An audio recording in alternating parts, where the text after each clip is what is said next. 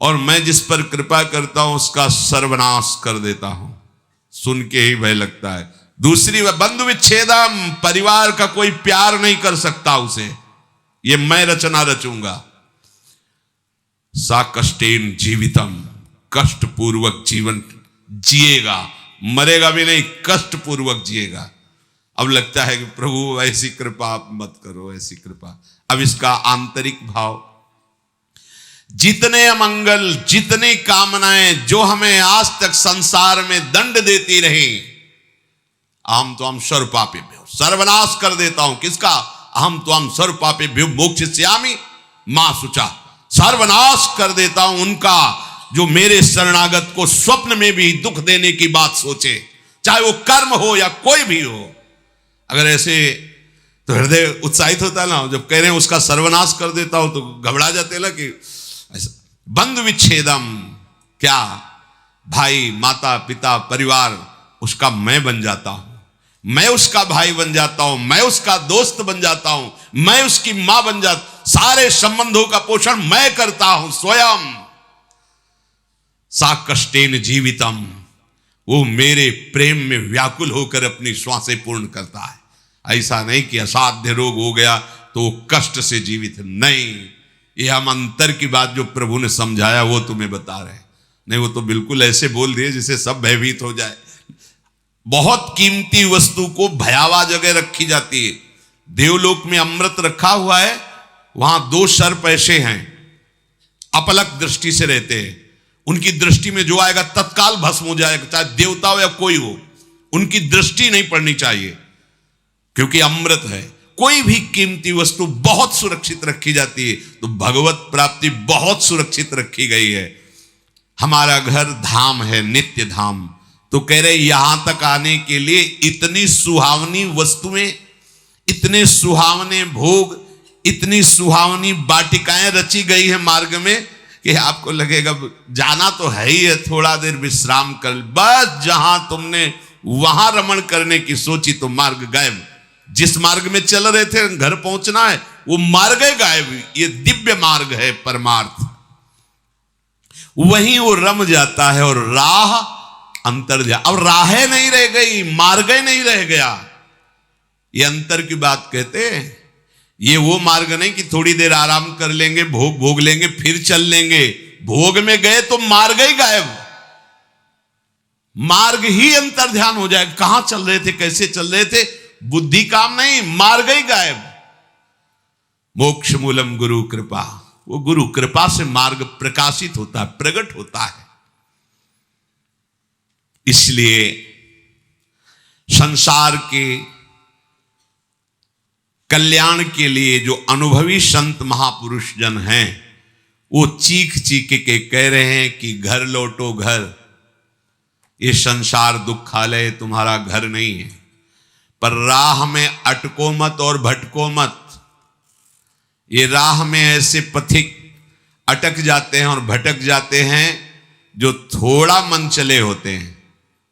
थोड़ा मन चले अर्थात मन के अनुसार कर। इस मार्ग में मन चलों का खेल नहीं है।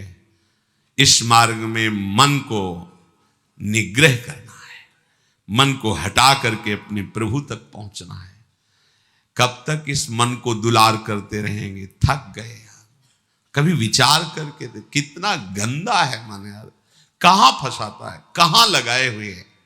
सोचो कहां लगाए हुए, कितनी भुलावे की खेल। ऐसे अभक्ष पदार्थ खवाता है, ऐसे अपेय पदार्थ पिलाता है, ऐसे अकृत्य कृत्य कराता है जिसे घृणा हो जाए। पर ये माया ऐसा आसक्त कि उसी में वो जीना, उसी में सुख, उसी में वो आनंद का अनुभव करना चाहता है। अनित्यम सुखम लोकमिमं प्राप्य भजस्व माम। ये अनित्य है, असुख है संसार। प्रभु का भजन करके प्रभु को प्राप्त हो, स्वयं कह रहे हैं। इस अनित्य में मत फंसो, ये तुम्हें स्वतंत्रता दी गई। तुम प्रारब्ध के अधीन नहीं हो, कोई पशु नहीं हो, मनुष्य हो। प्रारब्ध शुभ अशुभ कर्मों के जो संचित हैं उनमें से कुछ परिणाम निकालकर इस शरीर को दिया गया है। आप जो चाहो कर सकते हो, घोर पाप कर सकते हो और बहुत दिव्य भजन करके भगवान को प्राप्त कर। ये स्वतंत्रता है आपकी, बिल्कुल स्वतंत्र हो। आप मनमानी आचरण कर सकते हो और आप शास्त्र के अनुसार चल सकते हो। आप गुरु की वचन के अनुसार चलकर परमात्मा प्राप्ति कर सकते हो और मन के अनुसार चलकर दुर्गति को प्राप्त हो सकते हो। पूरी स्वतंत्रता है मनुष्य जन्म में। पर ध्यान रखो, ये शरीर क्षण भंगुर है, कभी भी नष्ट हो सकता है।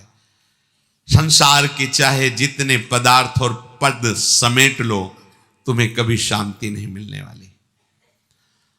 देखो, आप लोग तो कुछ ही लोगों से मिलते हैं। हम बचपन से भगवान के शरणागत मार्ग में रहे, तो कानपुर महानगर है, एक से एक पदाधिकारी, धनी, फैक्ट्रियों के बड़े बड़े मालिक ऐसे मिले हैं, जिनके पीछे 10-10 गाड़ियां चल रही, लोग गनर अंगरक्षक के लिए रखे, बड़ा वैभव।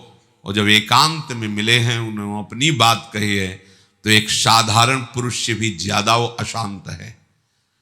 एक किसान आराम से मेहनत करके 4 रोटी खा के सो जाता है, उनको नींद भी नहीं आती। ऐसे परिवार में कलह है, वैभव इतना है, ऐसे परिवार के आचरण को देख देख के जल रहा है, अशांत हो रहा है। क्यों? फिर सिद्धांत गलत हो जाएगा। भगवान से विमुख को स्वप्न में भी शांति नहीं मिल सकती।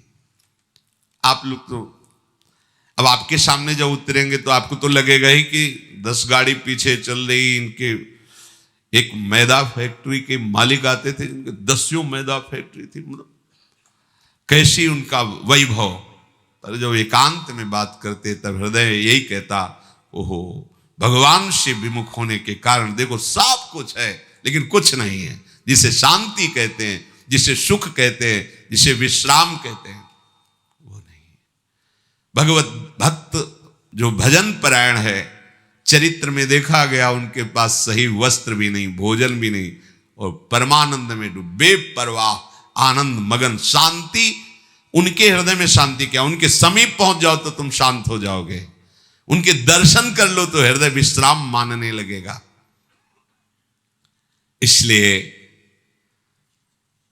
तुम्हें यदि परमार्थ का, अध्यात्म का मार्ग मिल गया तो तुम बड़े भाग्यशाली हो।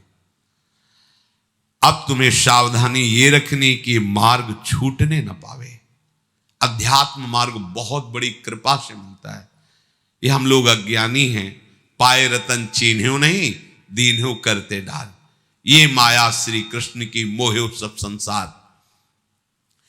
दुख के समुद्र से निकलने का अवसर मिल गया है, सावधान हो जाओ।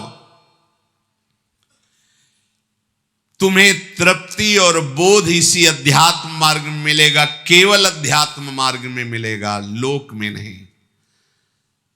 अभी एक दिन एकांतिक में 20 वर्ष का नया बालक होगा, बड़े आर्त भाव से कह रहा था कि मेरी बड़ी दुर्दशा हो गई है, विक्षिप्त सा हो रहा हूं। मैंने ऐसी अपवित्र हस्तक्रिया की जिससे अपने ब्रह्मचर्य को नष्ट किया। आज हमारा जीवन ऐसा खोखला हो गया कि अंदर से अशांत, हर समय में बहुत कष्ट में रहता हूं, बहुत परेशान हूं, अब क्या करूं। सोचो, अभी 20 वर्ष की अवस्था, अभी तो यौवन का रंग आने वाला है और वो अपने आप को इस स्थिति में ले गया। अब क्या होगा? बस किस हेतु से गया वो ऐसी स्थिति में? एक जनेंद्री ने फंसा लिया कि इसके घर्षण में सुख है। स्थिति क्या हुई? पूरे जीवन की नींव नष्ट कर दी। सुख का और तृप्ति का एकमात्र उपाय अध्यात्म है। देखो, पूर्व इतिहास में, शास्त्रों में पाया गया, चाहे राजा का राजकुमार हो या किसी गरीब का लड़का हो, दोनों गुरुकुल में एक समान रहते थे। गुरुकुल में 20 वर्ष 25 वर्ष तक शास्त्र शिक्षा, ब्रह्मचर्य, संयम, नियम, फिर अपने अपने अधिकारानुसार गृहस्थ धर्म या विरक्त धर्म का अनुसरण। तो गृहस्थ में भी रहते हुए वो महात्मा ही रहते थे, क्योंकि उनकी नींव बन गई है।